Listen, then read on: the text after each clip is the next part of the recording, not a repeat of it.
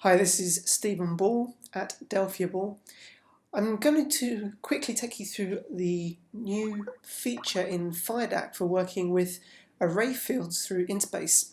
So let's just go and open up in Rad Studio. I'm going to open up sample projects, and I'm going to open up the Object Pascal database FireDAC samples, and there's DBMS, which database specific samples, and for InterBase there's an arrays demo.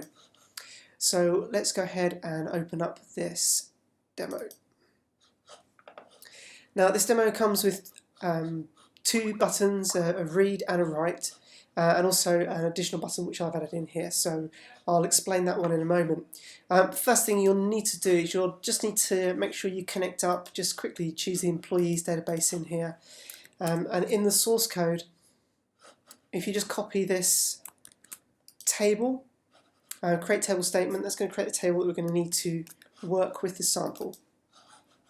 And what you can do is if you just test the connection, make sure that's running okay, then just in the SQL window here you can paste that in and execute that, and that will go ahead and create the table for you. So let's go ahead and run this sample, and then we'll have a quick look at the code behind. So I'm just going to write the data in, and that's gone ahead then and opened the query afterwards, which is the read button here. It literally calls this button's on-click event. And we can see we've got three columns. We've got an ID column, a name column, and then an items column, which has got an array of fields within it.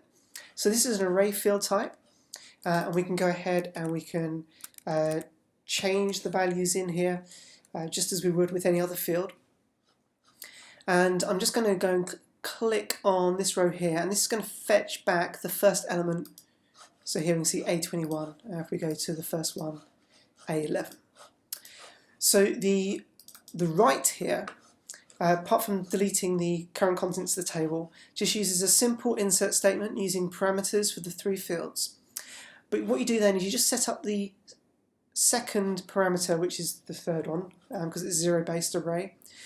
Set up the params, and we have to change the data type here to be the table.fieldName. So this is our table and our field name. We then use the array type of table, not of array. This must be set to table because it treats it like a table. And then we set the size of the array. So here we're going to say this parameter's array size is 4 elements.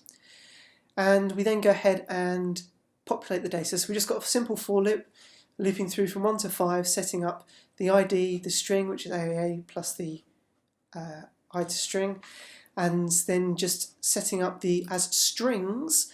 So we set the parameter as strings, so we set the elements in the array. This is 4 in size, and that's how the data is populated through. Now to read the data back, we're able to use here quickly field by name, just to get the field back. And I know it's going to be an array field. You could check the field type to then typecast it. I've just done that all in one line here. And then we're just going to say, okay, the value is the field values, and then you pass in the ID for the value that you want returned back. And then I've just done a variant to string here to convert the variant value returned into the string that I know it is. So just simple use of variants and the TArrayField to get the data back out and work with specific fields if you need to. Or as say, you can just connect up. This is just a simple TDB grid connected up using a traditional data source and query.